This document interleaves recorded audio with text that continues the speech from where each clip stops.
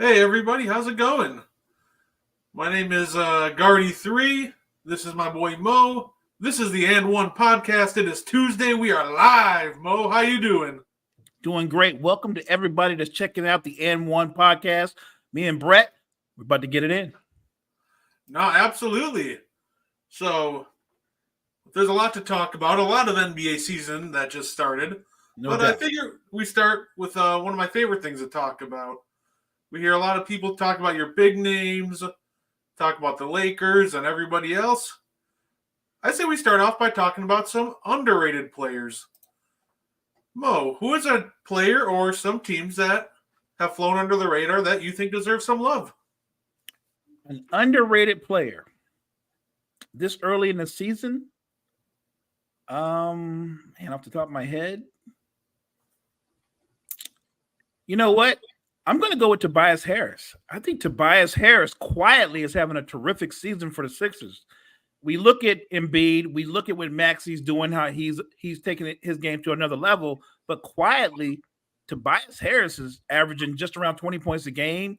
His shooting splits are excellent, and he's given the Sixers real pause in terms of making a move for another player because they're looking at how he's being productive and thinking, if Tobias is going to be this guy, we don't need to add another player. Oh, I agree. Tobias has been phenomenal. There's a lot of Tobias hate these past couple of years, and I've always said I think it's just more the role that Doc Rivers and them are trying to make him play. He's always been a great player, but he's more than just a floor spacing big. So I agree. I love the work that he's doing. I'm with you. So you saw it in LA with him. He could post up smaller guys. He could attack and transition really well. He was a really good slasher. So I'm glad they're using him to the best of his ability now. And I like the way the Sixers are using him as opposed to when Doc was there. Like you said, he was mostly just a floor spacer and a catch and shoot guy. And people forgot this guy can post. He can face you up in the mid post. He can put the ball on the floor. He can overpower most threes. And he's a little bit too quick for a lot of fours. So I think people underestimate his offensive skill set and what he can do in one-on-one situations. So shout out. What's up, Jory? What's up? Jory, Daniel? How's it going? What's up, Daniel? Thanks for tuning in. Appreciate you. I have a different underrated player in the mind, but there's one aspect that a lot of people aren't talking about that from the Sixers that I think is getting missed.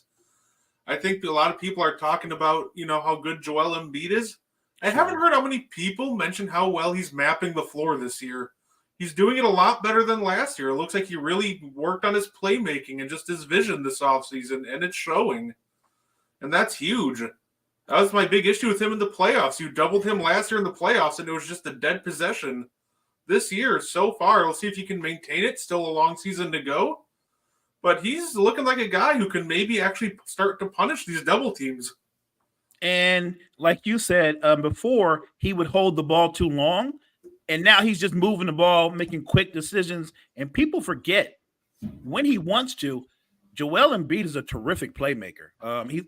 He's not as good as Joker, but he's pretty close when he wants to be. And I think that is a big asset going forward. If Joel Embiid can make you double team him, which most teams can, he's not hesitating. He's trusting his teammates. And I like that too about the Sixers. No, absolutely. My underrated guy, I had high hopes for this kid, but I didn't know how well he would do. I'm going to Atlanta. And there's a kid who I thought had high hopes, but I didn't think he would do well in a Trae Young heliocentric offense. He's proved me wrong. Jalen Johnson of the Atlanta Hawks. He's averaging 15 a game. He's shooting 44% from three, 60% from the field, while also bringing down 8 rebounds. He was a guy that I thought needed to be more on the move, but he's shown that he's fit right in, and he's producing even better than John Collins. So I'm loving what he's doing so far, and I'm loving the fit. It's interesting, Brett, because watching how quickly Jalen Johnson has caught up with the NBA game and how productive he's been early, he's almost making it to where Atlanta could look at Hunter and go, we don't need Hunter. Not with the way this guy is playing, because right now he's outplaying Hunter. Yeah, I think he's quickly as emerged as arguably the third most important guy. I agree. You can argue fourth, but I guess that depends on how high you are on Clint Capella. But I personally like Jalen Johnson over him, so I'd say he's the third option on that team. I'm with you on Jalen Johnson. As far as Capella goes, solid NBA player. And look, I'm not going to keep any secrets. He's on my fantasy team, so I need Clinton to get me some double doubles and a couple of block shots. I'm not asking for a lot. Also joining us in the chat, Coach Dante. What up, Coach? What up, Coach? It's always good to hear from Coach. No, absolutely.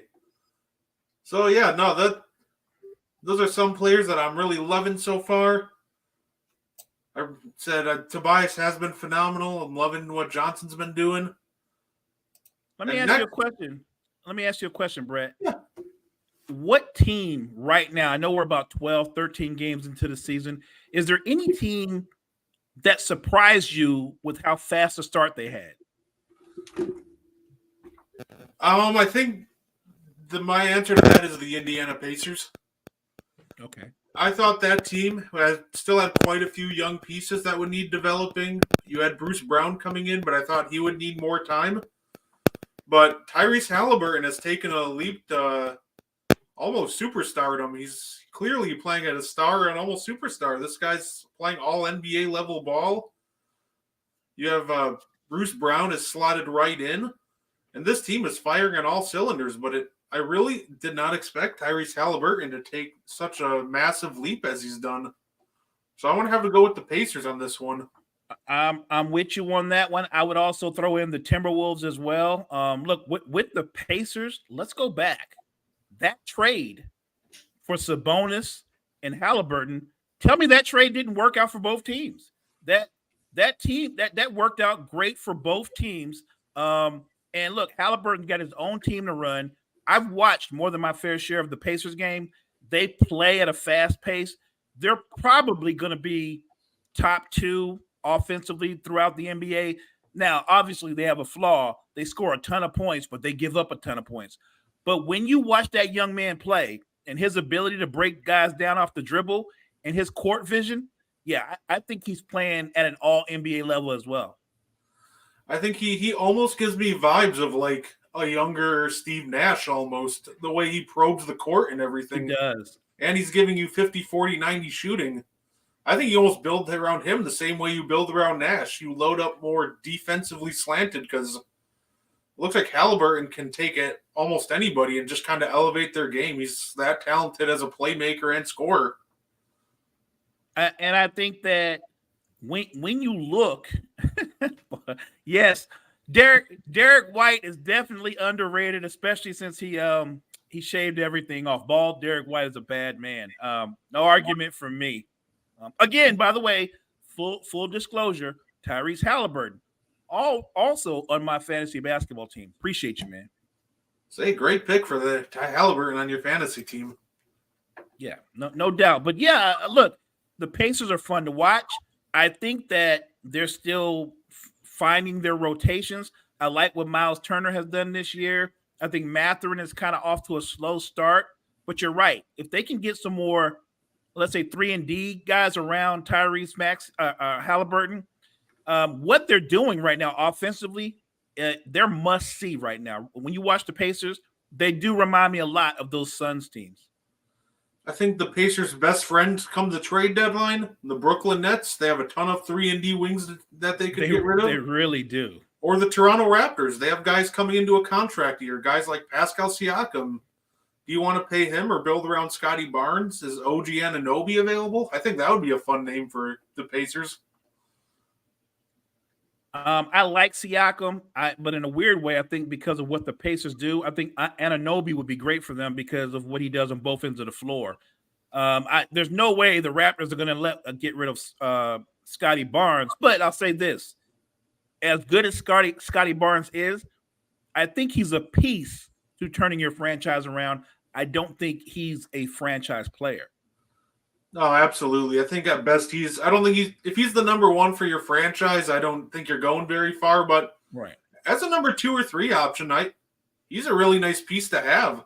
Agreed. Especially he's made a nice jump this year. He's all putting up career high numbers and everything.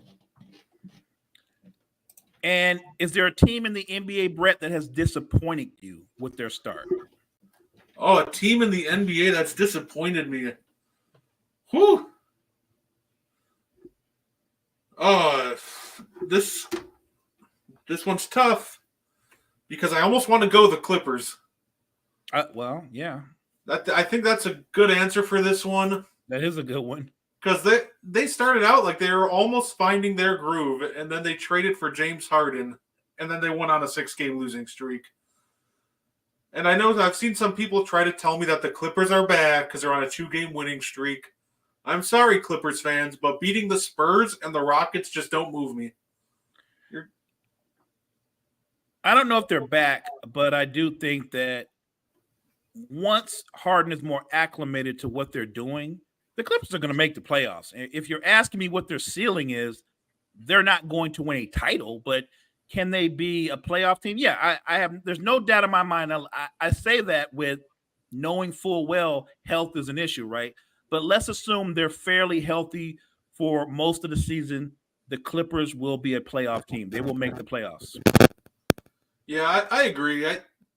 I like them a lot better than I like them better than I actually like the Suns. Honestly, I'm not a big Suns guy this year, but it'll be interesting to see how it plays out. Detroit seems terrible once again as a disappointment. Detroit, I think their issue is just they have talent, but they don't know what they're doing with it almost. That's what it almost feels like. That's a good description.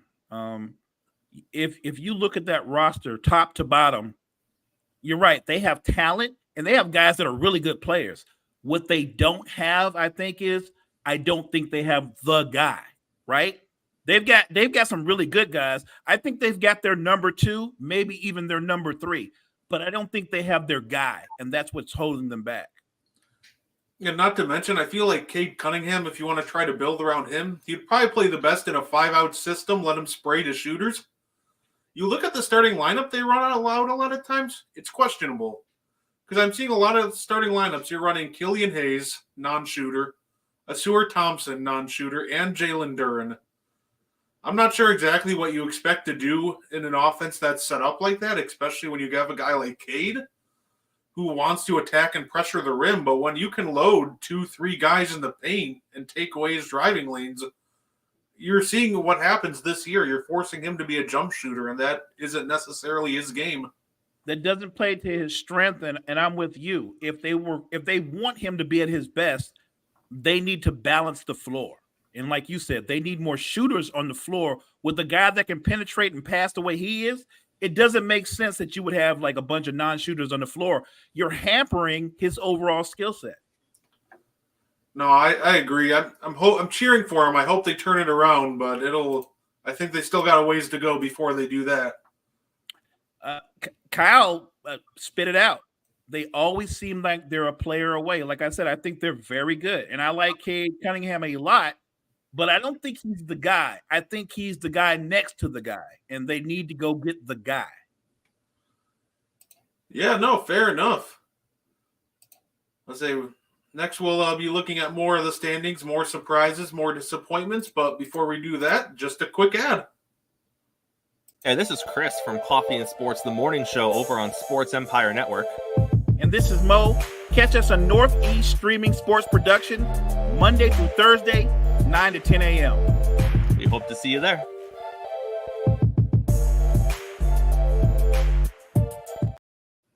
You got you, Mo. I figured you'd want to see yourself. Yeah, look, I'm biased, but there's something about that Mo guy. Yeah, I gotta say he's smart. He's good looking. He's very intelligent. He's pretty sharp. Oh, yeah. I could do a show with him. No, absolutely. So, like, looking at these standings, is there any other teams that have surprised or disappointed you?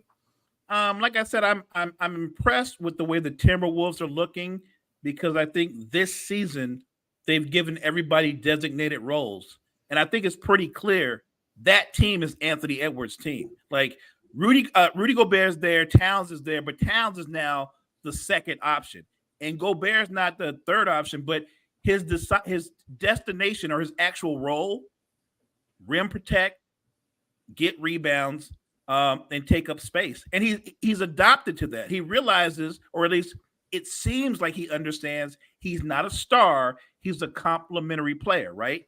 And if he can stay that way and stay committed to that, I think the Timberwolves are going to be no worse than a 5th seed in the West, maybe higher. I almost feel like, because maybe I'm higher on Rudy Gobert than most, I do feel like a lot of the hate he gets is almost unwarranted. Because at the end of the day, with Rudy Gobert, like, I agree, he's not a star-level player offensively, but he's still a guy. You put him on the court, and you have a top 10 defense. There's not a lot of guys with that impact. I still think he's an all-time great defender. He's an all-time great rim protector. And I'm thinking people are starting to see that. I'm really loving that, seeing Rudy Gobert being put in a position to succeed, and I love seeing the Timberwolves succeed, honestly. Yeah, look, they're doing a good job with him managing his minutes because they're not setting him up for failure. When teams go small, they're not hesitating more times than not to switch him out and put in Naz Reid, who's a smaller, more agile big.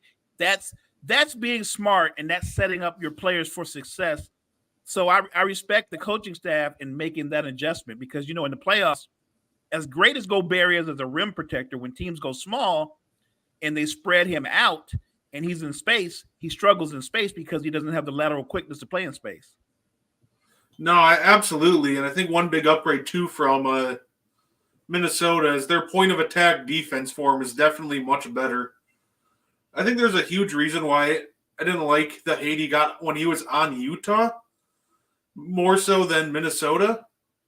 And I think a lot of people really took all the defensive issues that the Utah Jazz had and blamed it on him.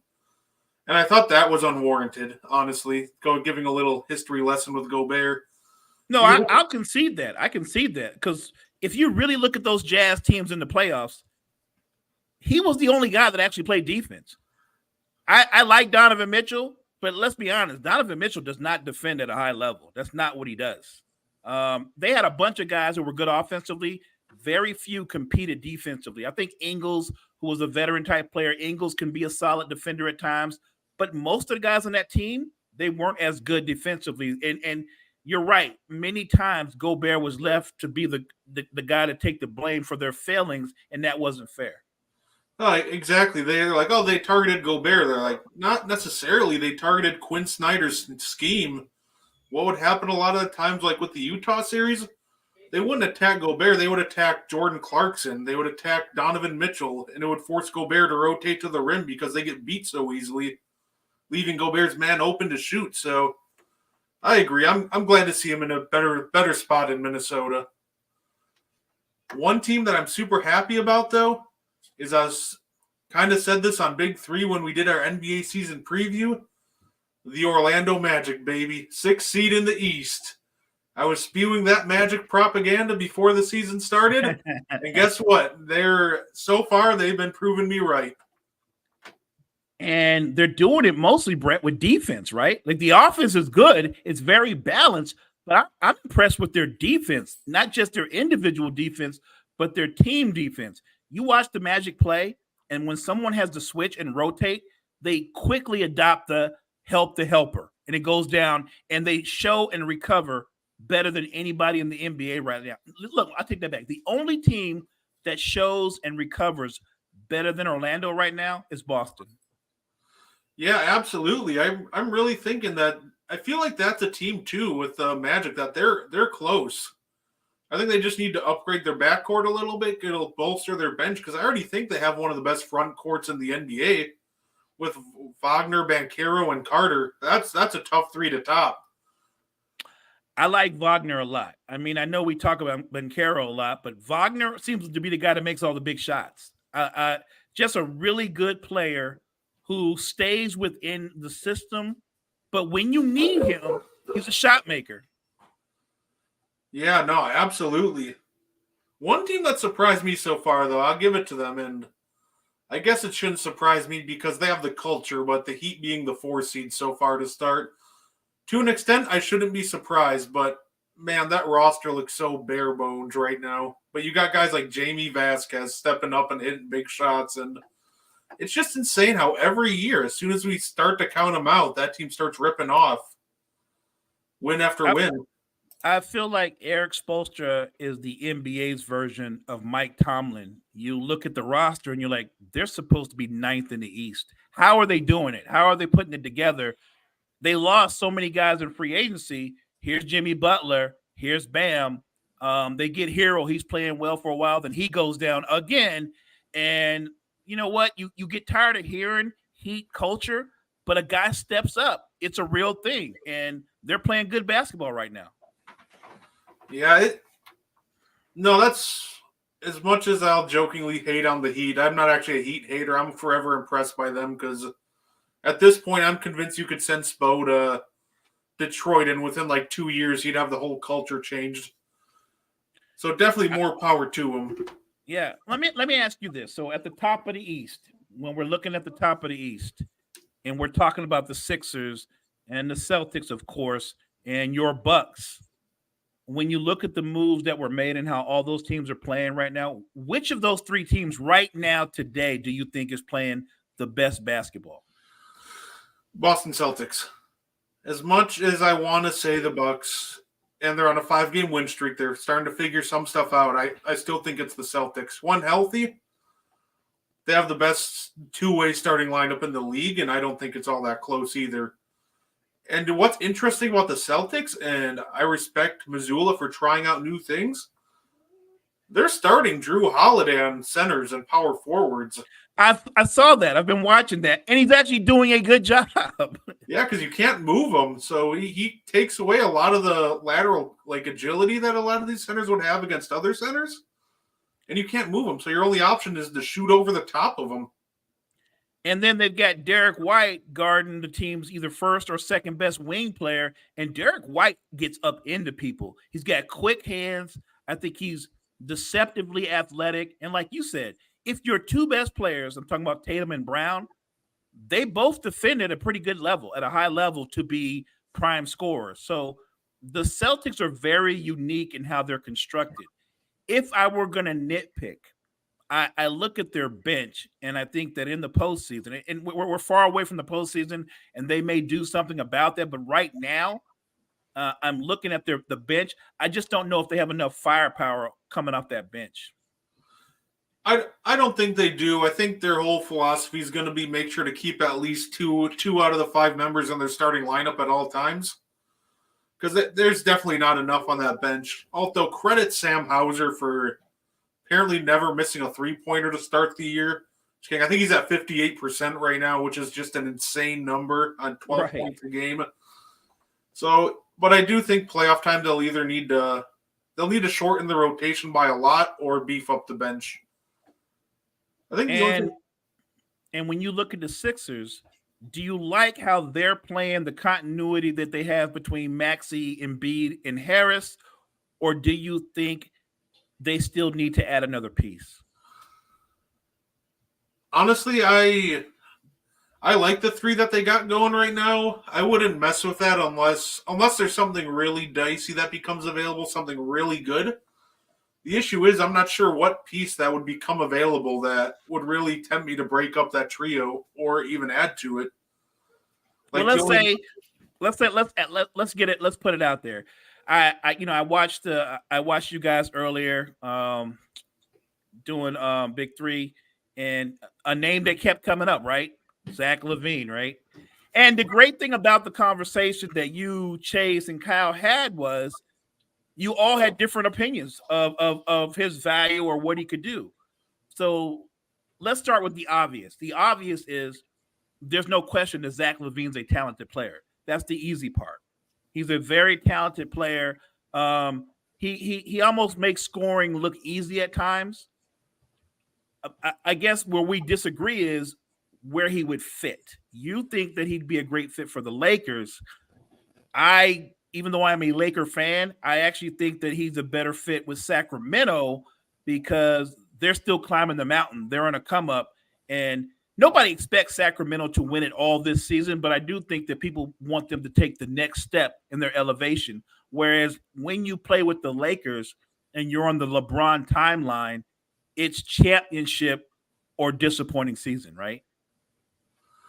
Yeah, I just think with Levine is he's not a number one guy. You can't put him anywhere and expect him to be the number one guy. But I do think that if you put him on a team, like even a playoff caliber team, and you surround him with enough defense and playmaking, and you go, okay, we just need you to score the ball and just give us a little something on defense. I think he could thrive. That's why I was thinking Lakers, because you got the playmaking with LeBron, you got Anthony Davis's defense to back him up, and they could use some more spacing. So that's why it almost clicked to me. But I do think that watching Levine and Sabonis handoffs, some pick and roll, giving them all that space to spot up and shoot, and especially playing off of De'Aaron Fox, that's another phenomenal fit. And don't forget, when De'Aaron Fox goes to the bench, you can still have Levine in there with the second unit. You know what I mean? Because you're going to want to still have another guy that can create, and make shots of his own. I think that's the value that Zach LaVine would have for the Kings, that there wouldn't be a drop-off. And I know people will say, well, they've got Malik Beasley. And I do like Malik Beasley, but he is a six man. If you know Malik Beasley, like most really good six men, they can be streaky. There's games where Malik Beasley can go 5 for 5 from 3, and there's games where he can go 0 for 10 for 3. That's the Malik Beasley experience. With LaVine, even when he's not playing his best basketball, he shoots a fairly high percentage from 3. So I just think that's a great fit for them. And you look, I think we might agree more on him than I think. I don't doubt that he's a good player. My thing with Zach LaVine was franchises, to their own detriment, Minnesota, Chicago, they brought him there to be the number one guy. They brought him there to be the guy, and he's not the guy. That's not what he is. If you're bringing Zach LaVine to be your best player, then you have a small ceiling. He can't take you but so far. But if you're bringing Zach LaVine to a situation where he's a third option, now to me, you're a legit title contender. Yeah, no, we definitely agree on that, because that's what I was trying to think of teams like, all right, who are title contending teams where Zach LaVine could be like the third option. Maybe in this right situation, he could even be your second scoring option if you surround him with the right pieces. But he just can't be the guy. I completely agree with that. 157 to 152. What did I not just say? They score a lot of points and they give up a lot of points. Yeah, they're all about offense. And look, I'm with Cal. That looks like a score from like the 80s and stuff. Maybe if you're a purist, that would make you sick to your stomach. Me, because I just love basketball, I think I would have enjoyed watching that game. Oh, me too. As somebody who went on YouTube just to find the one Pistons Nuggets game with the final score being 186 to 184. Yeah. Oh, wow. Yeah, nothing like turning on some good old fashioned Kiki Vanderway and Alex English. Oh, wow. Kiki Vanderway. People forget Kiki Vanderway was sneaky. He could put it in a bucket and he would dunk on you. Kiki Vanderway was nice. Yeah, what they call him, the innovator of the step back. He's one of the first guys to really use that step back jumper to his advantage. Yeah, no doubt. Seemed to be popularized by Bird, but it was really Kiki that started that one. Yeah, but look where it's at now when you see a guy like what Harden does with it, what Jason Tatum does with his step back. Like, it's just been elevated to an entirely different level now.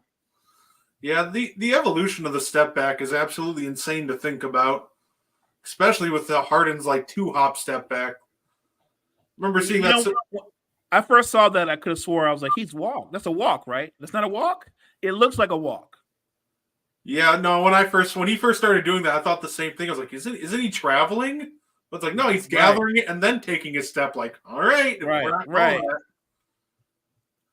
So in the East, because when I look at the two conferences, I think the top of the East is stronger than the top of the West. And I think the back of the West is stronger than the back of the East.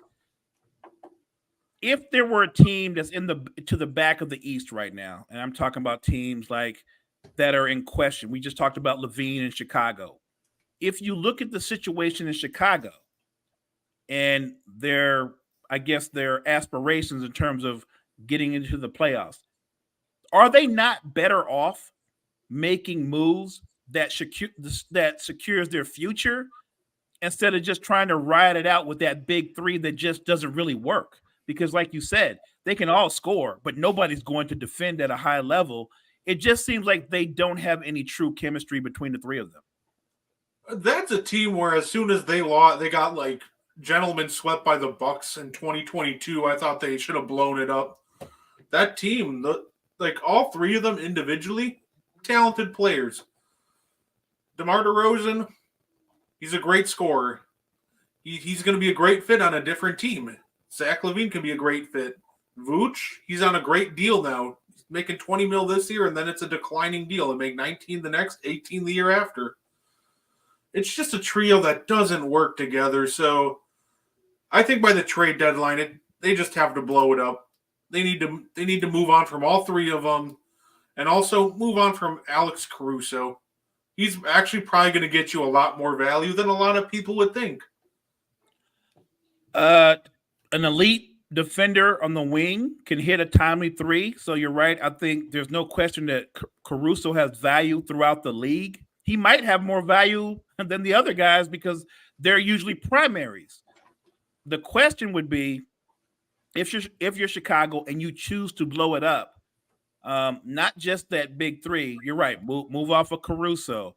Look, if the rumors are true and he and his agent are actually looking for close to $200 million, then you're probably going to move off of Patrick Patterson as well, right? Or Patrick Williams as well, because he's certainly not worth nowhere near that type of money.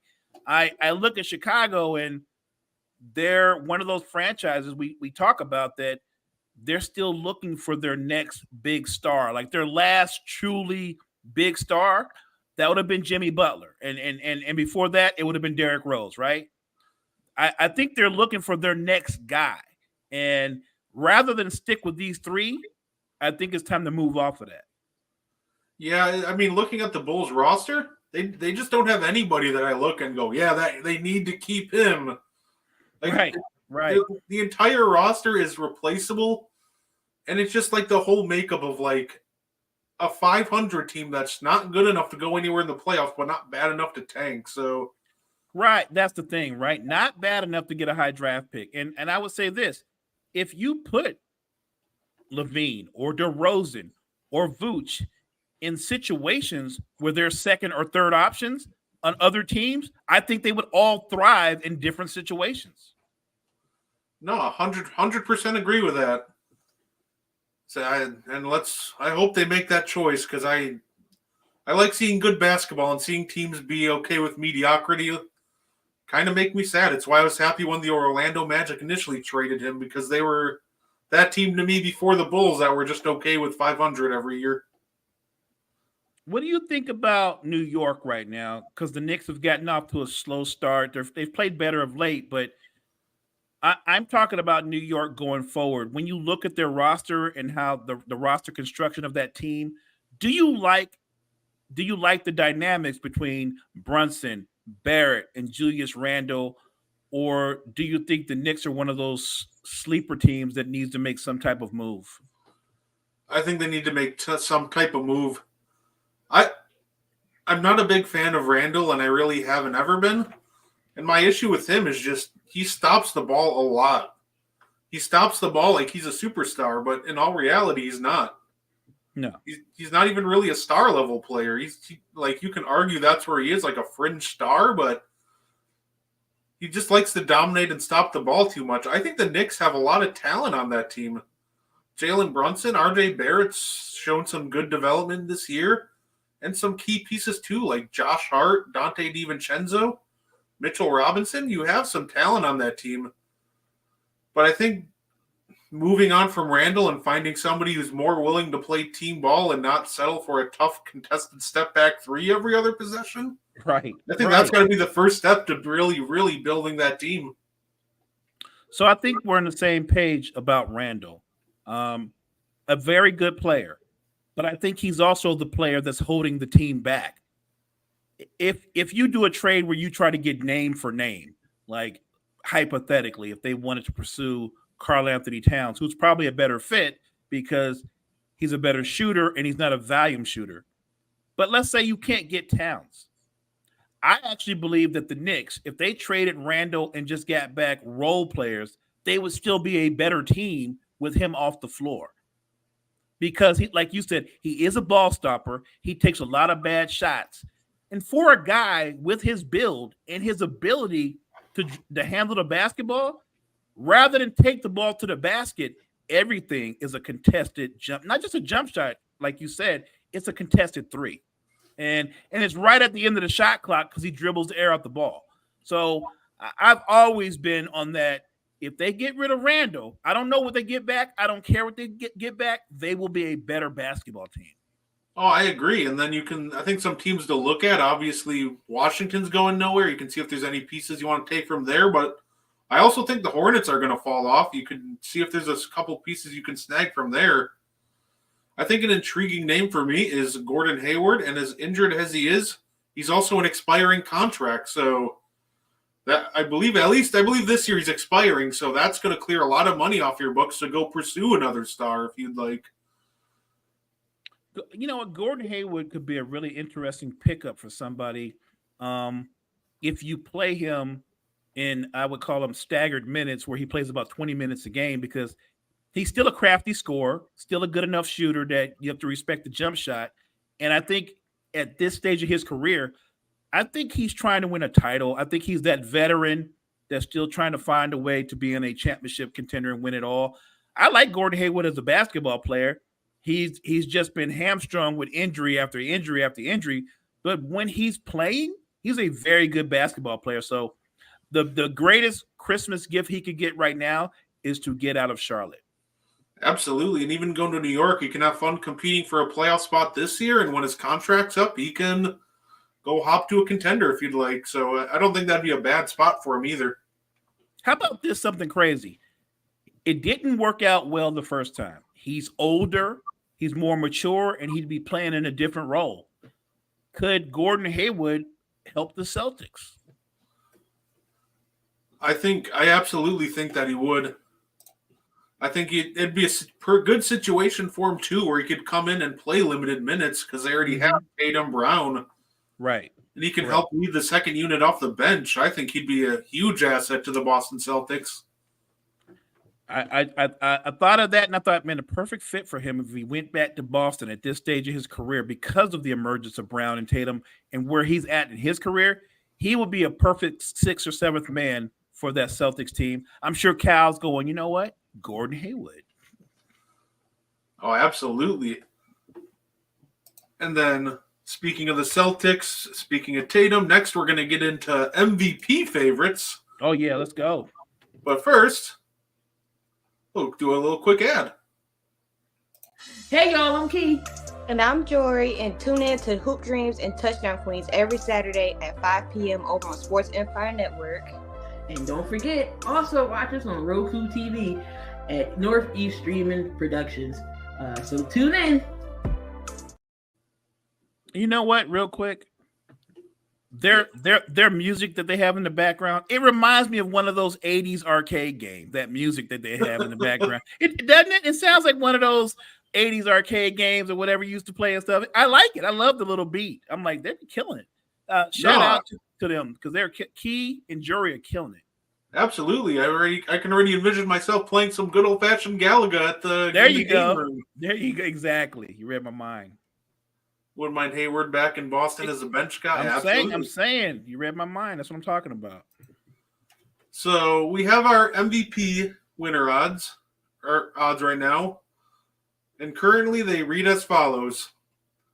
And this is according to DraftKings. We have a number 1, Nikola Jokic. Number 2, runner-up, Luka Doncic. Number 3, Joel Embiid. Number 4, Jason Tatum. And number 5, Giannis. Does any of that surprise you? Is there anybody you'd want to move around in that one? I'm okay with that 5, but I wouldn't have Luka that high. I think Dallas has gotten off to a good start, but you're starting to see cracks in the armor already. It seems like as we get through the season, the defense gets worse and worse, and they're starting to look more like the same ISO team where Kyrie takes his turn, Luka takes his turn. Luka's going to put up numbers. He will. He will always put up numbers. My issue with him is anybody that wants to make the case that Luka might be the best scorer in basketball or one of the best scorers in basketball, I'm not arguing that. But that's not the same as being the best player in basketball. And the only way I could take Luka seriously as an MVP candidate, he'd have to put the Mavs in a situation to where they're like a third seed or second seed or something like that, not where they're headed like I think they're going to be. I don't see where he would be ahead of Tatum. I don't see where he'd be ahead of Giannis, where he'd be ahead of Embiid. I would argue, and I'm not being a homer, I don't think he's ahead of LeBron.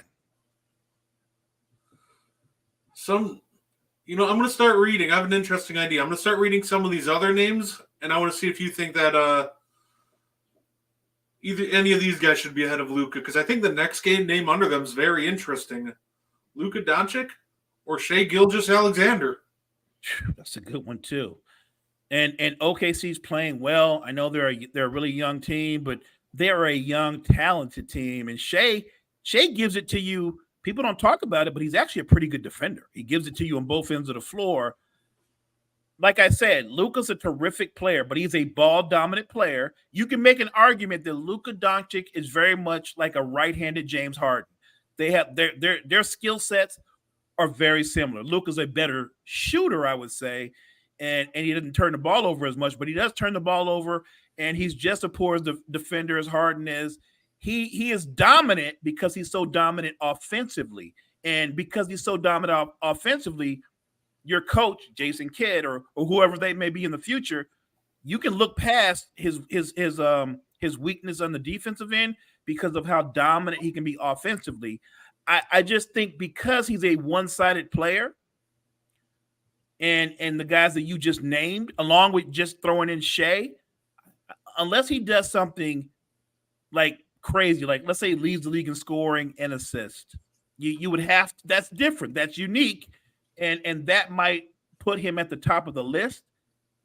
But if everybody plays their game, how everybody plays, I don't see how he ever overtakes Joker. I don't see how he overtakes Giannis. I don't see how he overtakes Embiid. And I don't see how he overtakes Tatum. I don't.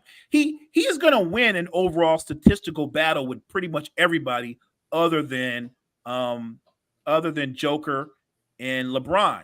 And that's because LeBron is a ball-dominant player as well, who has the ball in his hand most of the time. It's a similar skill set. I think LeBron, at least early on, these first 12 or 13 games, I think he's having as good or better season than Luka is. I think I find it interesting, and I do agree with the fact that you compared him to James Harden. And we all know what Kobe said about James Harden play style. You're not going to win a championship like that. So I do agree with that, and I do agree that LeBron's having just as good of a season as Luka is right now.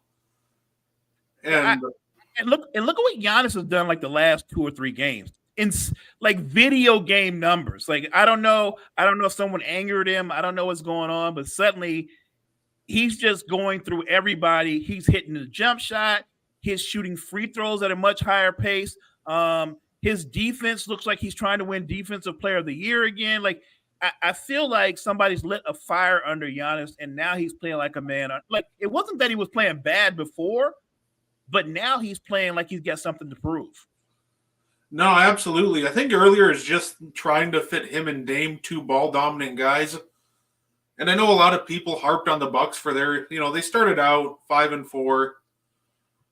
But honestly, that's something I kind of expected from them. Because we look at your past pairings of multiple ball-dominant guys coming into the same situation.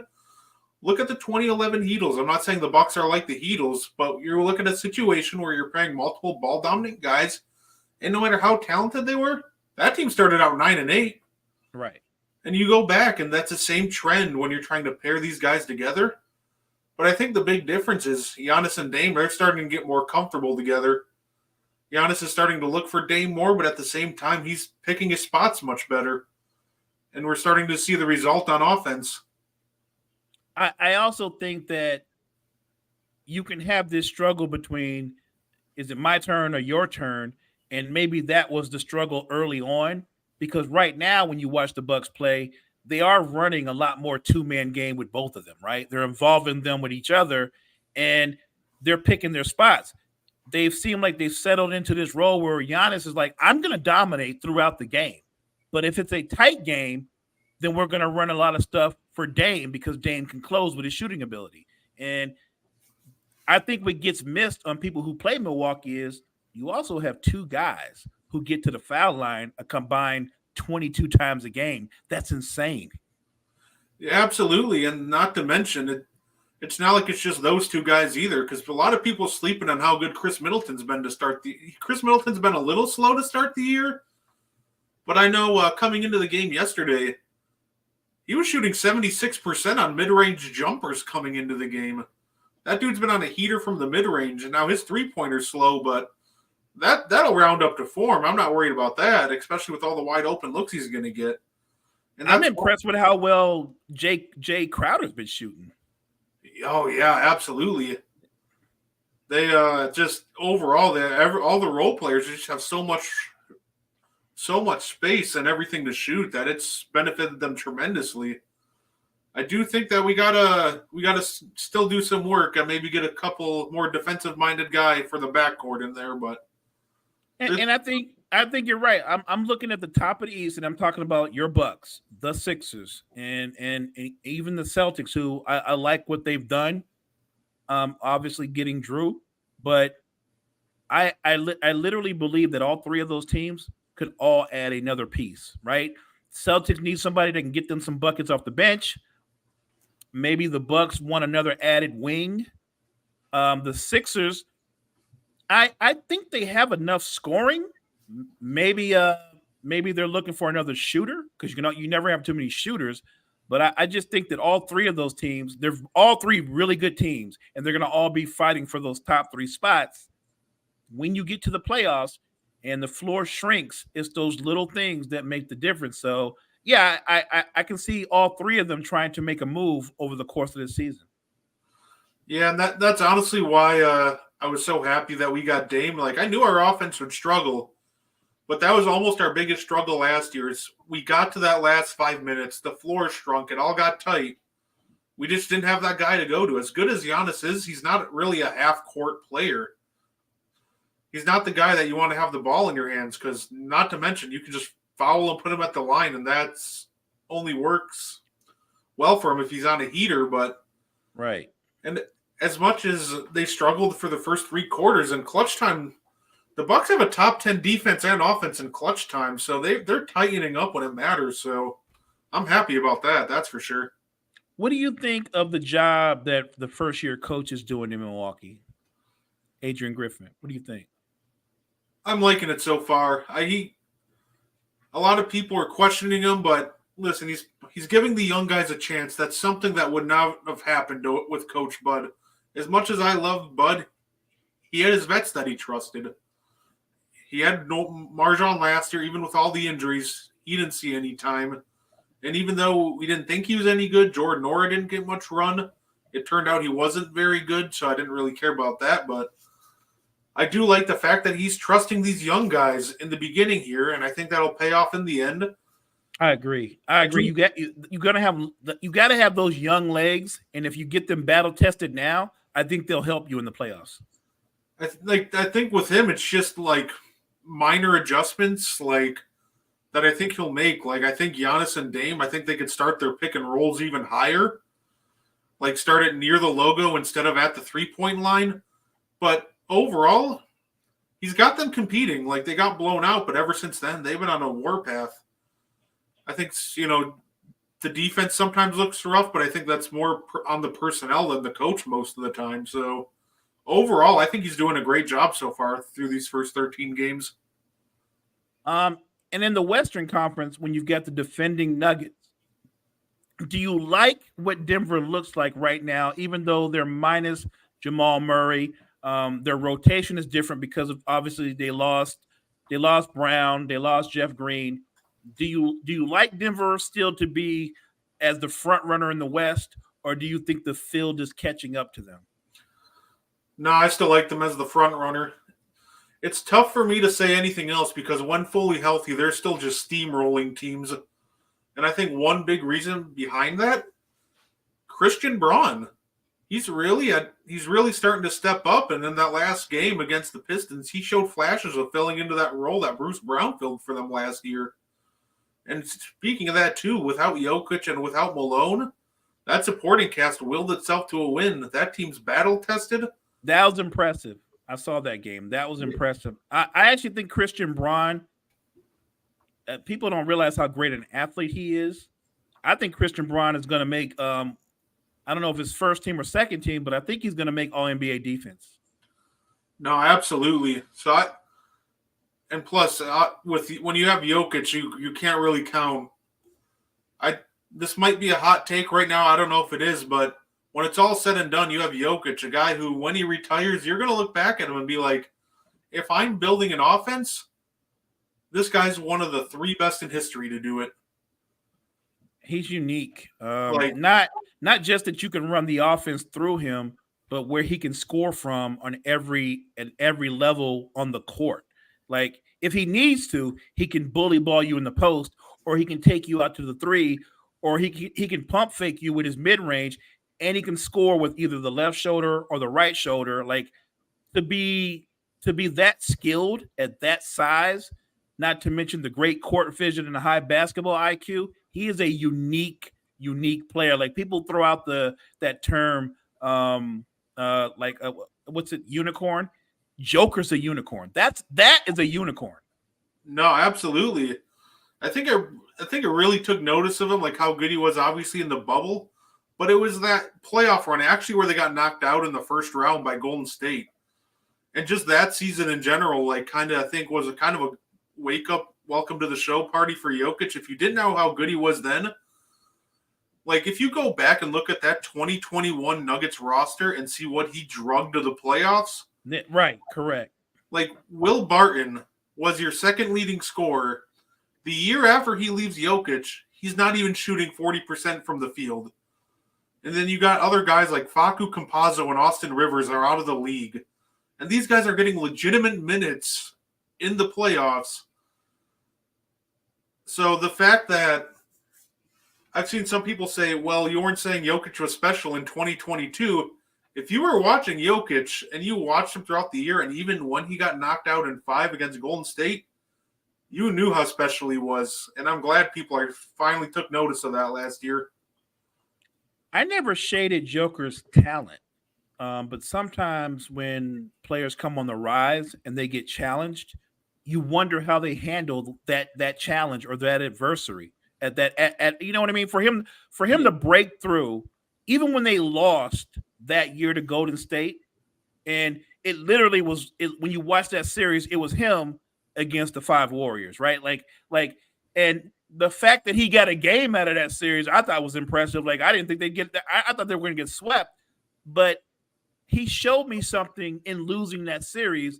I knew he wanted it. He showed me something when guys were trying to be physical with him, and he got physical back, that he had that fight in him. He had that want in him. And you wonder about this sometimes with younger stars.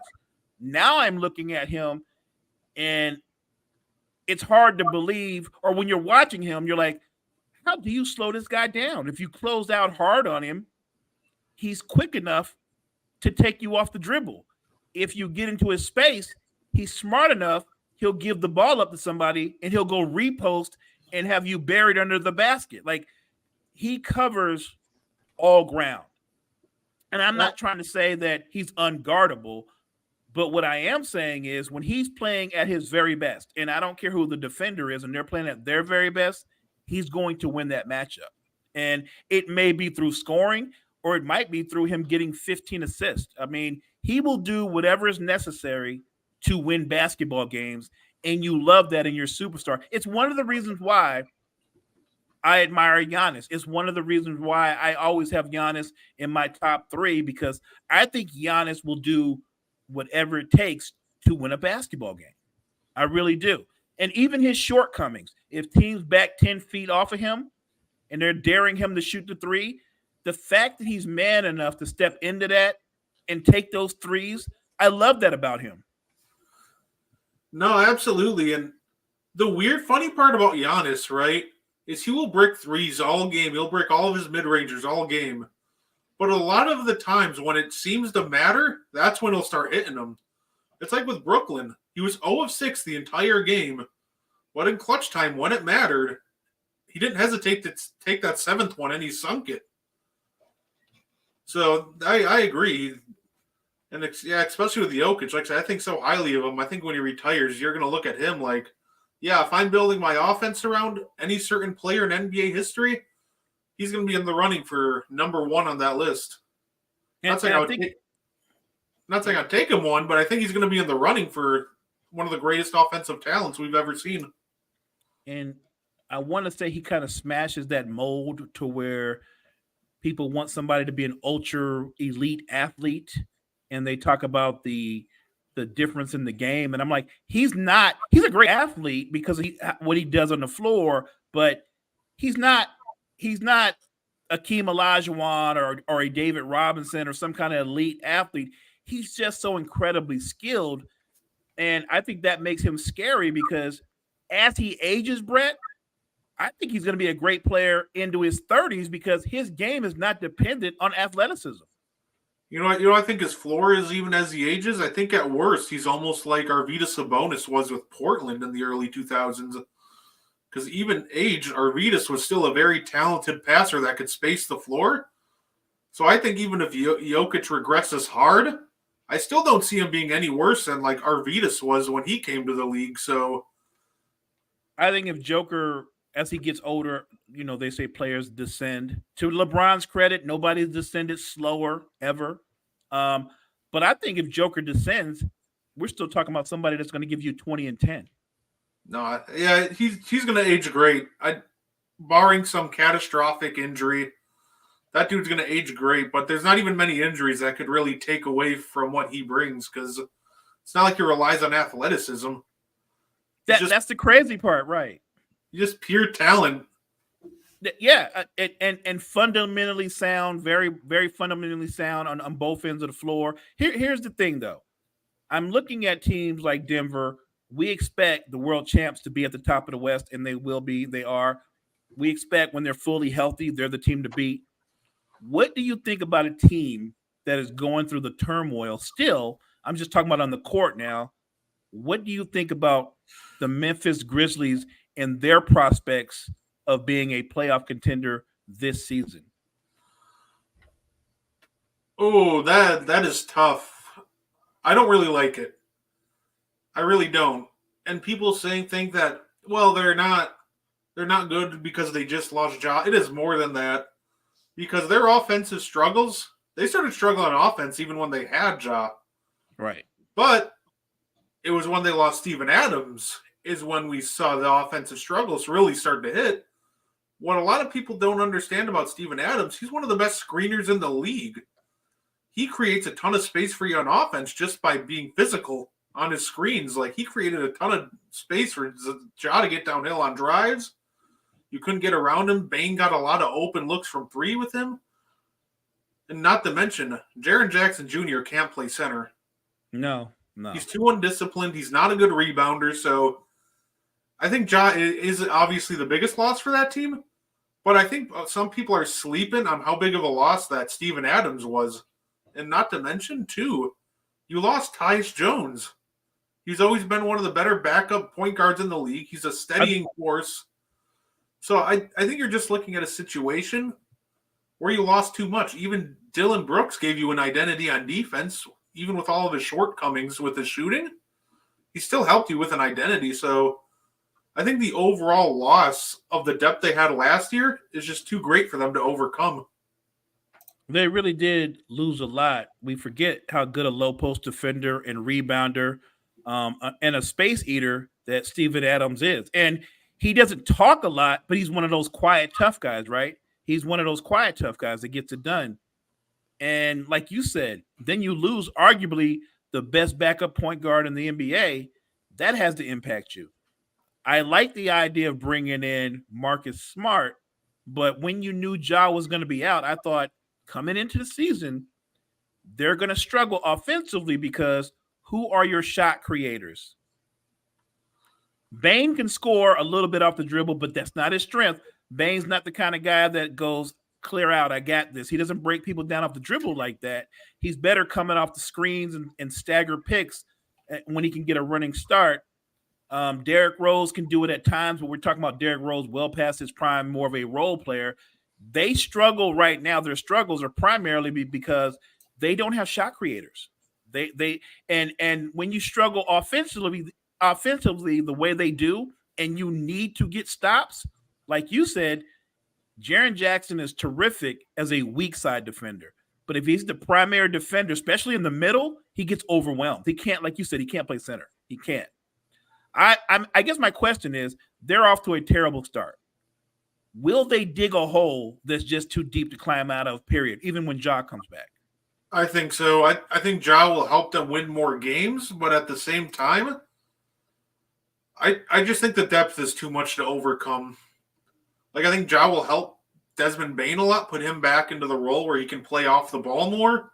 Right. But I just think that you go against most teams and Jackson's going to get overwhelmed inside. You're going to get out-rebounded pretty much every game. And you don't have Steven Adams to help create space on offense. I think Ja's going to have a little bit of a tougher time creating space for himself. And they don't have a lot of offensive firepower in general, right? Like, when you look at the roster top to bottom, who are their scorers? No, yeah, it's pretty much Ja and Bane. And after that, your third option is, I guess, whoever's hotter between Marcus Smart or Jaren Jackson. Right. And Marcus Smart can hit timely shots, but I wouldn't call him a scorer. That is, I think we're thinking the same thing. I think it's not impossible, but when you dig that deep a hole, especially in the West, it's gonna be jaw dropping to see them try to dig out of that hole, and it even just to make the play in. I think. Yeah, absolutely. I'm really looking forward to tomorrow's slate of matchups for sure, because we got finally we get a matchup between the Bucks and Celtics. I can't wait to crap talk Kyle the entire night.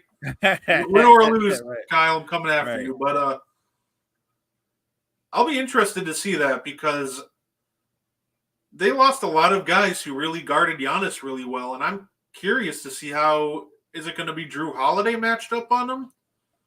Well, that's asking a lot. I'm sure Drew will try to guard him some. You know what? Knowing Boston, Drew will take him some. So will Brown. So will Tatum. So will White. I think they'll do it by committee because Giannis plays with so much force. You almost have to play it by committee because if you give that to one man, that's asking a lot. That's like asking a middle linebacker to go head-to-head with Earl Campbell in his prime. You're going to lose that battle more times than not. Even when Giannis doesn't score, he's so physically imposing, it wears on you. So I think they'll do it by committee. No, I agree. I think one thing to look out for, and this is what I think the Bucks could really hurt the Celtics, is you mentioned it earlier. They now have two guys that are really good at drawing fouls, and the Celtics aren't deep. So they got to really try hard tomorrow to play without fouling, which I don't doubt they can do. Very talented. But I think tomorrow they might be missing Grant Williams. Grant Williams was a phenomenally honest defender. And Marcus Smart also helped out a lot in that regard, too. He played Giannis tough on man, but he was also very good at timing his steal attempts, reaching in there right as he went into his spin. So I like Grant Williams as a defender, but he's even better when he's guarding bigs. So I'm with you. He's much better guarding bigs than he is wings. So, yes, I think they will miss Grant Williams to a degree. It's going to be a great game, so I'm geeked for it. But I'm looking at the Grizzlies, and that seems to be a young team in flux. But let's switch over to a veteran team that is struggling, and they seem to be in flux. What do you think about what's going on in Golden State? And if you were the GM, What is the solution to Golden State? Do you try to revamp because you're in the Steph timeline and think that you could contend again? Or because at some point, every franchise has to realize, and you can appreciate this, the run is over, and we just have to let nature take its course. It's just it happens to everybody. It happened to the Lakers. It happened to the Spurs. Can the Warriors make another push, or has time just caught up to them as a franchise? I think a lot of that's going to come down to, can Andrew Wiggins find his form? A lot of people want to say Clay, but Clay's just the third option at this point. Clay's trying way too hard right now to create his own shot, and that's just never been Clay. He's very good playing off the ball, but I think this next month or two will be interesting, because I think if Andrew Wiggins ups his game and gets back to the player he was when he first came to Golden State, that'll take a lot of pressure off Clay, and he'll start playing better. Overall, I think if you want to compete on the Steph timeline, which I think you still owe it to Steph, who's still playing like a top 10 MVP candidate, Sure. then yeah, absolutely. I think if you can't come to an agreement with Clay, maybe you look to deal him. He's an expiring contract, so I think teams would take him on, and you might be able to get some value for him. I think what hurt Golden State is when they were bad those couple of years and they compiled those high draft picks, they didn't hit on any of them. So when you get Wiseman, and people thought Wiseman was a franchise type player, and he's not that, right? He's not that.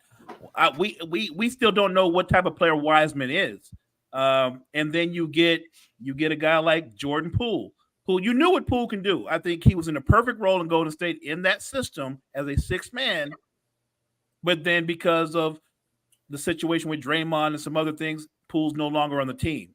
And that was another guy that could create his own shot. He was a shot maker in that role, and he's gone.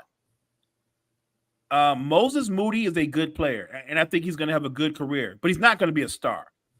The guy that they keep trying to put out there, the guy that they keep trying to wait to pop, is Jonathan Kuminga.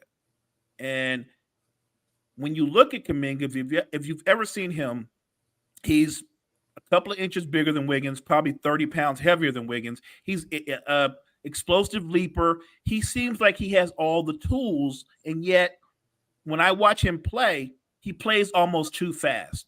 He seems out of control a lot of the time.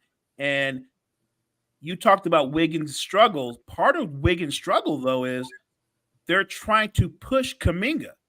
Wiggins averaged 31 minutes a game with Golden State. This season, he's averaging about 25 minutes. He's splitting time with Kuminga. And if you know the history of Andrew Wiggins and how he's kind of an introvert, kind of sticks to himself, pretty quiet, low maintenance guy, I think that Andrew Wiggins is one of those guys that you can lose him easily if he feels like he's being demoted, if that makes any sense.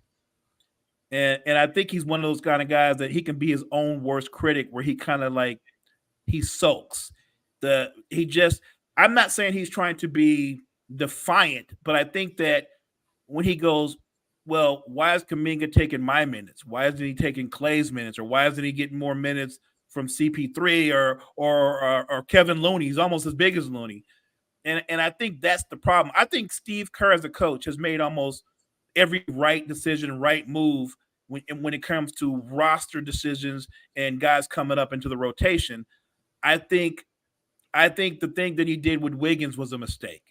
And I don't know if Wiggins can get on track. I know the other night he had a great game, made a shot that helped them get into overtime. He thought that was going to be the game winner, but Chet Holmgren topped him with an even better shot, and then OKC pulled away from them late.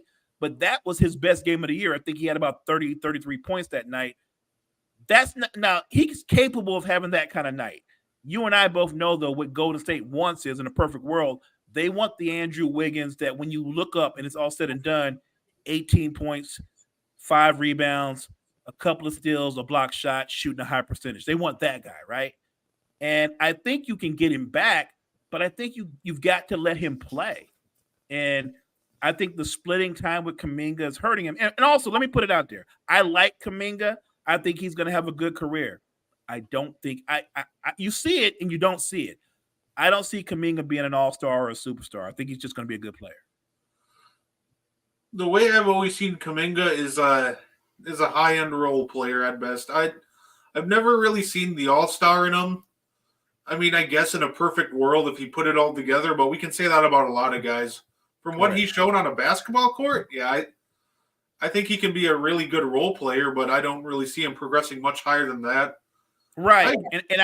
And I think that was their mistake. I think because if a guy has a higher ceiling, right, and you reach that ceiling, then that guy by default will be better than the player that he's taking, whose place he's taking. Kuminga might have a higher ceiling than Wiggins, but I don't think he's ever going to reach that ceiling. And I think if you're saying who's the better basketball player, it's Wiggins. Yeah, absolutely. And I agree with them missing on all those draft picks being huge. I know a lot of people thought highly of Wiseman, but I never saw it. I think a lot of people, the issue is when they're looking at young college prospects, they'll look at like highlights and they'll just look at stats. When in all reality, I think that's just missing a lot of things you actually need to look for in these kids. Like just the little things. How's their foot speed? When they're losing, how's their body language? Are they giving up? Like I think those are a lot of things that were missed. So when I saw they drafted Wiseman and everybody was talking about him being a game-changing center, I went back and started watching his college games. I'm just like, I don't really see it, but so I watched a lot of his college games too, Brett, and honestly, we're on the same page. He wasn't bad, but I never felt like he was a dominant player. I thought he was pretty good, but he wasn't dominant. And look, you're right. Nowadays, guys can put together an incredible highlight reel. And damn it, if people look at that highlight reel, they're like, we need to draft this guy. Look, don't get me started on highlight reels. There are professional players who've made careers off of their highlight reels, but their actual career, not that good. Not that good. So I'm with you on that 100%. I think when you're Golden State and you don't hit on, remember, that's 4 guys, and you don't hit on none of those, I think that impacts you for years going forward. It's funny you say that. I'm just starting to think of players like if you watched Mario Hinojo's highlight reel, you'd probably think he's one of the greatest players of all time, even though he's not a good basketball player.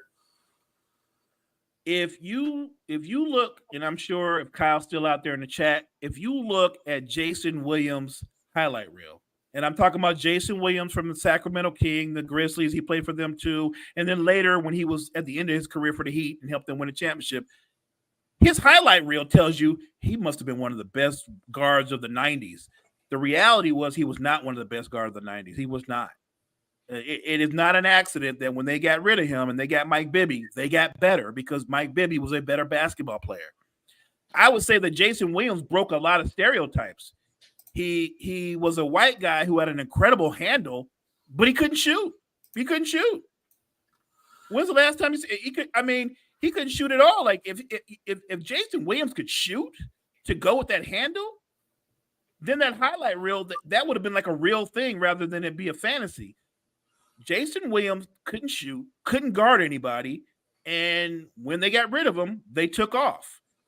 But when you look at his highlight reel, guys still to this day, Brett, are talking about, man, White Chocolate was, you don't know what he, because there's this one highlight reel, and I'm sure you saw it too, where he did a hesitation move on Gary Payton. He has milked that thing for 15 years, maybe longer. That is his claim to fame, that I got Gary Payton on the hesitation move. I get a kick out of that because there's another player that I've seen recently, and that's because his podcast is popping. Jeff Teague, and I see a lot of people now going, oh, Jeff Teague was so underrated back in his day. And I watch that, and I got a kick out of that. Like, Jeff Teague was not underrated. Like, all because he was a good player. He was a good player, yeah. But, he was nothing more than a good player. And I always find it really funny, like, when somebody's podcast or something starts popping off, then you start thinking, maybe they were underrated all of a sudden. Here's the crazy part. You and I, we didn't play professional basketball, and I can only imagine how hard and what it takes, the dedication it takes to get to that level to play any professional sport. So no, I can't know what Jeff Teague had to go through or play at the level that he played at, because Jeff Teague did make an all-star game. I think he had several seasons where he averaged like 16, 17 points a game. Good player. And I look at him on his podcast, and I'm glad you brought this up, because then you look at him and you look at a guy like, what is his name? He was out of Ohio State. I was just thinking about it. Evan Turner. Oh. Evan Turner was not good. He wasn't good. Evan Turner might be one of the few players that was worse than Jason Williams. He wasn't good. But when you listen to Evan Turner talk, you would have thought like Evan Turner was the man. He was that dude. I watched Evan Turner. Evan Turner was not good. He was not good. And when he was on the Sixers, there's a reason why they was winning 18 games, 20. He was bad. He was part of that.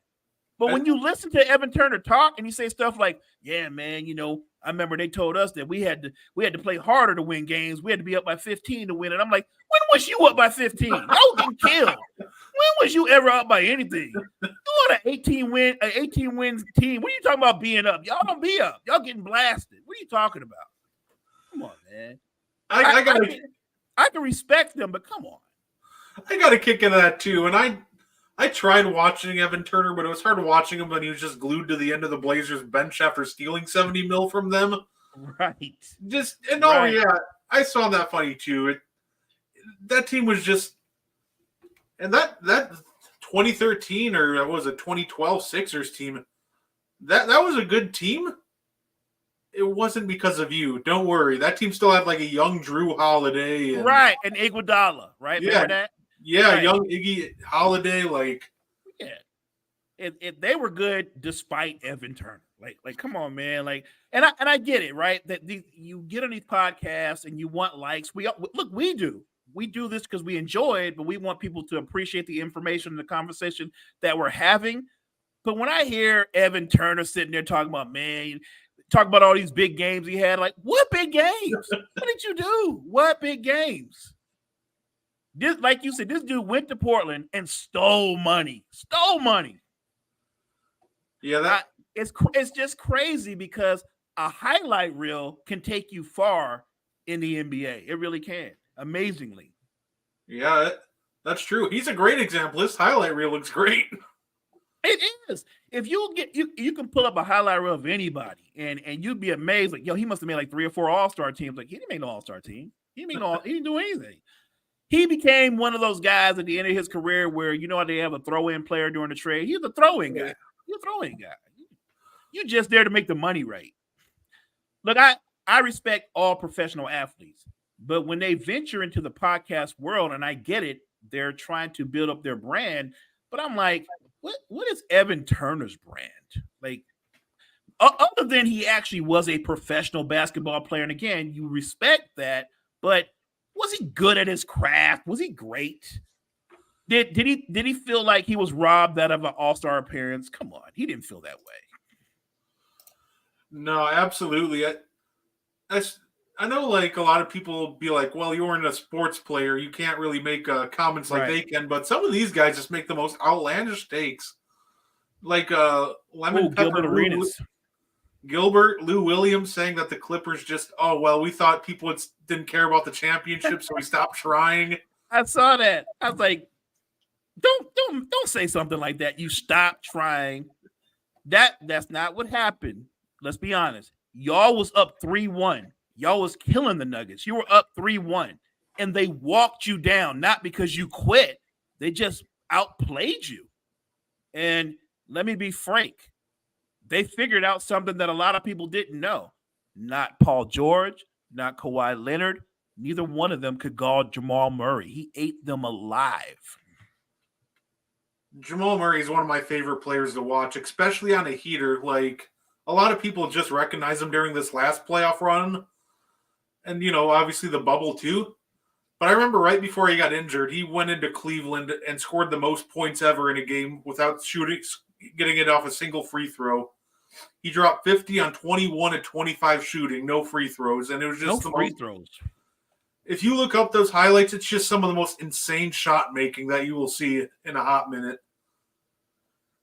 I think Jamal Murray is one of the great shot makers and shot creators in the NBA right now. Look, Joker is their best player. We're not that is not up for debate. But what makes them special and makes them elite is when you've got the best version of Jamal Murray to complement Joker, because Jamal Murray is capable of taking over sections of games at times too. When they run that two-man game, it's a wrap, unstoppable. No, absolutely. And of course, up next, we got to talk about maybe the most hated on player in the NBA right now, Jordan Poole. But before then, we got one more ad for you. What's up, everybody? It's Cottrell Simpson with Wire to Wire Sports Podcast, where we're going to cover all things breaking news, sports related. We're going to preview games, and we're also going to give you our reaction to games that have happened before. You can catch us on Wednesdays from 7 p.m. to 9 p.m.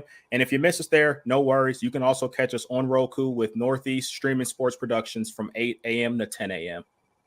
Hey, and listen, if you're not into all sports and just NFL, we have Sideline to Sideline. That's on Thursday nights from 7 p.m. Eastern Standard Time to 8 p.m. We'll break down the NFL week, the Thursday night game, and we'll preview all NFL action. And if you're like me and college football is your fix, tune in every Saturday morning at 10 a.m. for Coast to Coast College Football pregame show. We'll review the previous week's action, the day's biggest games. We'll give you our pick'ems, and we'll even give you some teams that are on upset alert. And if you don't catch us live, you can download us on Apple Podcasts, iHeartRadio, or wherever you listen to your podcast. We do also have a YouTube station, Wire to Wire Sports Podcast. Thanks for tuning in. Wire to Wire. Wire to Wire. If you haven't checked them out, be sure to. They got some great content. Shout out to Gene and the crew over there. But man, coming into the season, I predicted Jordan Poole to score 23 a game. I thought he would get it almost off sheer volume, but I thought he'd at least be somewhat efficient. But I don't think anybody could have predicted what has transpired in Washington so far. What are your thoughts right now on Jordan Poole? I know there's rumors that the Wizards might try to move him. Is there any takers for him? Is there any value to be had right now for him? Well, let's not forget he is 24 years old, and he is a talented player. So there's always a franchise out there that'll go, we can fix him. We can make it work. And I don't think he's done. I think what he's learned and what the Wizards have learned is he's not a franchise player. He can't be your best player. And it's a hard lesson to learn, and they're learning it. I'm with you. I thought coming into the season, just on the fact he was on the Wizards, and the only other guy that really shoots a lot is Kuzma. I thought Jordan Poole's going to average 26, 27 points a game. Easy. Just on the volume. And full disclosure, he too is also on my fantasy team, and he is killing me. Killing me. He is killing my soul. I just think everybody's not cut out to be that guy. And maybe everybody doesn't want to hear, like, you know what? The perfect position for you, what really worked for you was being a sixth man in Golden State. The floor is spaced. People are constantly trying to bottle up and jump Steph. So you got to respect Steph when Steph's coming off screens. Same for Clay. Poole got to play a lot of one-on-one in a spaced floor. And he got a lot of catch and shoot opportunities because of how they play. Now you're in Washington and the ball's in his hands all the time. I don't think defenses are gearing up for him. I just think in a different role, he is struggling. And I think those struggles are going to continue. It's not like the Wizards have so much talent that they can turn around and go, well, Jordan, we're going to bring you off the bench. Like, that's not going to happen either. I do think if he can't adjust to his new situation, that they will look to move on from him, because the best player on the Wizards by far, it's not even close, is Kyle Kuzma. And I would argue Jordan Poole's not even the second best player. So it's a tough situation. It's a tough lesson for a young player, a tough lesson for a franchise who, by the way, the Wizards thought, okay, we got rid of Bradley Beal, which was a bad contract, right? And Bill stayed hurt most of the time. So we didn't really feel like we got our money's worth from Bradley Beal. Well, you turn around and you acquire Jordan Poole and you give him this monster deal, and now you're back under another bad contract. And like you said, I think somebody will take him if he actually gets offered.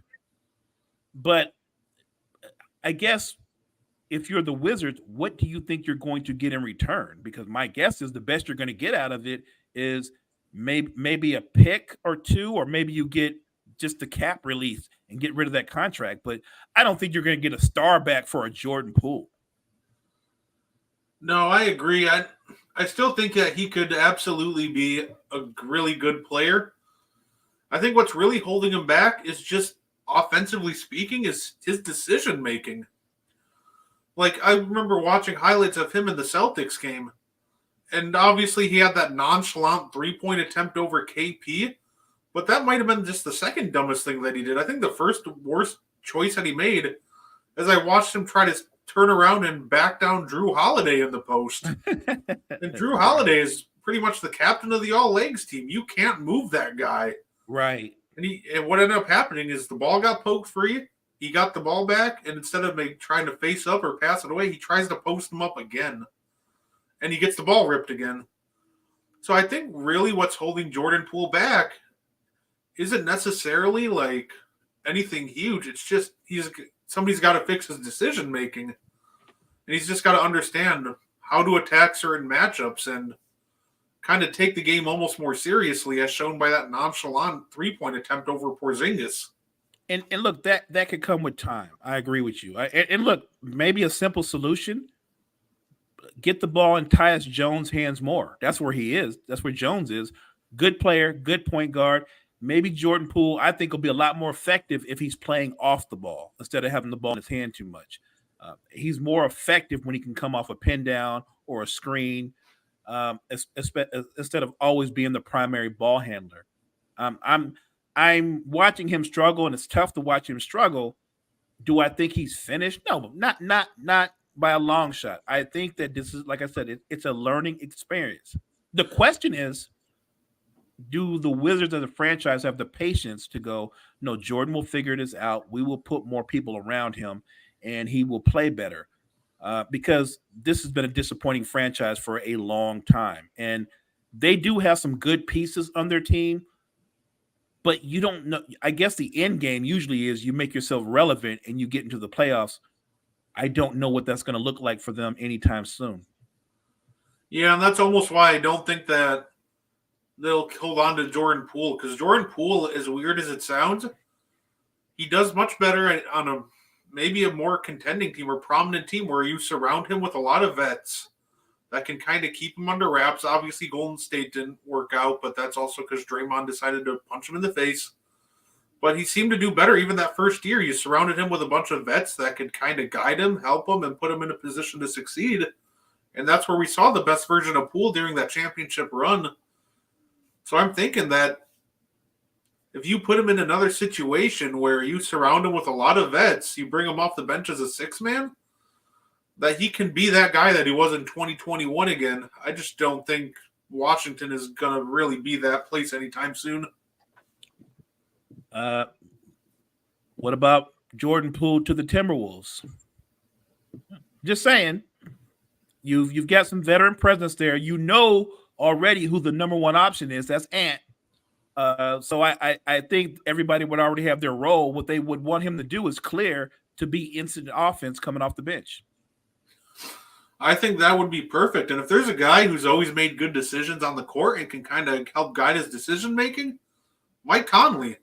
Perfect. He could take Jordan Poole right under his wing and be like, hey, that was not the right move there. This is what you should have done, and kind of guide him as a veteran presence. So I like that a lot. I do like the Timberwolves for him. I just, unfortunately,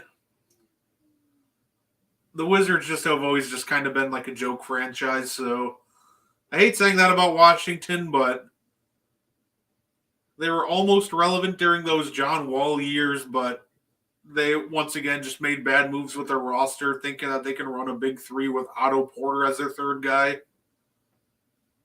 Let me ask you a question. So, because we brought up the Timberwolves, the situation the other night where Draymond Green chokes Rudy Gobert, Draymond gets 5 games. In your opinion, was that too little or not enough? I think it was actually almost the perfect amount, right? Because I don't think he would have gotten much more than that. The first number that came to mind for me was 10. Then I was like, all right, then that probably gets reduced to about 7 with a suspension. With an appeal, I mean. And I think a 5-game suspension is almost, though, a good baseline to be like, hey, You do it again, this number is going to be higher. And when you're looking at a guy like Draymond who does have a past history of infractions like this, and it's not like we're talking about past infractions like, 2 years ago or 5 years ago. No, just 4 months ago, we just curb stomped Sabonis in the chest. He did. Stepped on him and used him as a step stool. So it's not like we're talking about like way past, like we're like the last incident that he had was kicking Steven Adams and LeBron in the 16 playoffs. That was just 4 months ago. He's stepping on Sabonis and now he's choking Gobert. I think that it was good that they suspended him 5 games. Send a message, do this again. Next time it'll be 10, maybe 15, and just keep going up and up with them. I asked this question the other day when Gene and them were on, and I said, would he have gotten 5 games if the guy he was choking was the Joker? Ooh. Yeah, because I think he wouldn't. I don't think he would have got off that easy. I don't think so either. I do think there's a little bit of a sense of the players involved. I think if it was a more marketable big name superstar, obviously they probably would have came down harsher. But yeah, no, I do agree with that. I think if it was a bigger name, like if it was the Joker, if it was like LeBron or someone, yeah, it would have been probably much worse for him. But honestly, we should have seen this coming. Like, Dre and Gobert have kind of always been at each other's throats, even as recently, taking shots at Twitter on each other throughout last year. So, and maybe guess what? Maybe Gobert was right. Maybe Draymond looked up. Steph's not playing tonight. I think I want to leave early. Who knows? It was weird how it all escalated because initially I saw Clay put his hands on McDaniel's jersey. Then McDaniel responds, and then they're going down the court, taking turns slinging each other back and forth. And then Gobert gets involved, and here comes Draymond, and that really escalated because Draymond gets him in the chokehold, starts dragging him away. It was a crazy scene, but I felt like watching how it started, I felt like that was Klay Thompson frustrated, feeling the pressure. I feel like Clay knows that it's not a secret that he's struggling, right? It's not a secret. no. And at the same time, Brett, while he's struggling, he's also trying to get an extension. And I get it. If you're Golden State, you want to give him an extension, but you want to make it a fair deal, not give Clay an extension based off of what Clay did in the past. You've got to judge Clay for the player that he is right now. And the player that he is right now, I can't give that guy a 4-year deal. I can give him maybe a 2-year deal with a player option or a team option, but not a 4-year deal because I think he can still play, but I think he's also descending, and I think he should be in a different role. Yeah, absolutely. I'll ask you this since we asked it on the big three. Klay Thompson's next contract, ideally, what do you think that looks like for Golden State? My answer was 3 years, $60 million, but that third year is either not guaranteed or it's a team option. So I think we're on the same page. I said 2 years max, but I would be open to the 3-year deal with the third year is a team option. That way that it's not a deal that will break your back. And if he doesn't play well, you're out of it in 2 years. And it's fair to him. But I think that knowing Clay, because Clay is a great player, but you have to admit he's got a huge ego. You said you and I agree on a 3-year deal with a third year as a team option. My guess is Clay might go for that, but I think he's going to want a higher number. And that's where I think him and Golden State are going to be at an impasse because Clay is going to be like, I'm thinking 125 million. And they're going to go, yeah, we weren't thinking that at all. And that's going to be the problem. Yeah, in an ideal world, Klay Thompson retires as a Golden State Warrior, gets that one final extension, and they have one nice final run together, but I could absolutely see the scenario in which he decides that he just wants more money and playing time. And he might just get offended and feel like they don't value him enough, right? Where he's like, well, I just want to go. I want out because you don't seem to value my services. You're not valuing me like you value Steph. And that's where you have to have one of those tough conversations. Like, I love you, Clay. We love you. You're not Steph. Right. we've seen it'll look weird. It'll be very reminiscent of seeing, Tony Parker in a Hornets jersey or a That was brutal to Raptors see. jersey. That was brutal to see. Yeah. I go back to when I saw was it Elijah Wan in a Raptors jersey? That was painful stuff. Painful stuff. And then he'd match up against the Magic with Ewing in a Magic jersey, and that was brutal too. Yes, it's not right. You don't want to see that. I'm obviously a diehard Lakers fan. You think it didn't kill me to see Shaq come to an end wearing a Celtics jersey? Come on, man. Look at you. That was brutal. Shaq is always funny to me, right? Because I love it, and I don't mean to get a little off topic here, but I've seen people talk about Shaq, and they'll use them in the LeBron, Michael, and Kobe all-time debate, and they'll use them as talking about Kobe, Wade, and LeBron, and they'll be like, well, if Kobe won with Shaq and Wade won with Shaq, why couldn't LeBron win with Shaq? And to me, it's so funny people trying to mention Shaq in that vein, like 2009 Cavs Shaq, who could maybe make it down the floor once without needing to get subbed out. Right. I love Shaq so much, but then I just want to say I get a kick out of that when I see people trying to bring him up. Like, well, why couldn't LeBron win with him? Because he was playing with Shaq past his prime. Like he didn't get to have.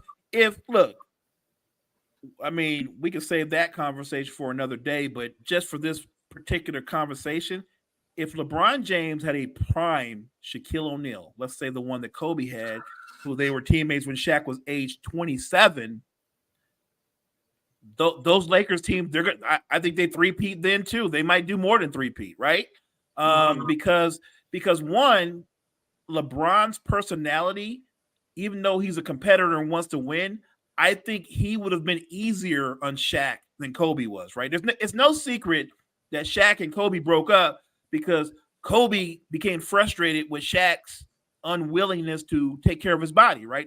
And it drove Kobe, how Kobe is, it drove Kobe nuts. It did. It drove him nuts. I think LeBron would be frustrated, but I think he would approach Shaq in a much different way.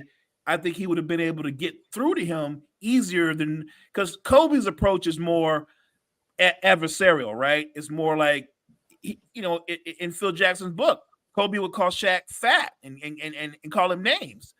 I think LeBron, because of the way he deals with people, he would have approached him better and maybe got a better result. I don't think they broke up. I don't think LeBron and Shaq would have broke up, but because LeBron would have looked at Shaq and said, okay, you're not the most dominant player right now, but you're still pretty dominant, and I'm getting ready to be the best player in the league. So now I'll be the guy, but we still got you, right? He would have made it work. Kobe got frustrated, especially after that series where they lost to the Pistons. They got destroyed by the Pistons, and he just didn't want no more of that partnership anymore. And he forced the Lakers' hands, the front office hands, because they wanted Kobe to sign an extension, right? And you're not going to sign them both. You couldn't. And I just think that it's funny, like you said, people will take shots in so many different ways. The idea that LeBron couldn't win with Shaq, right? Not Cleveland Shaq. I would make the argument if Kobe had Cleveland Shaq, he wouldn't have three-peated. I don't think they would have one-peated with Cleveland Shaq.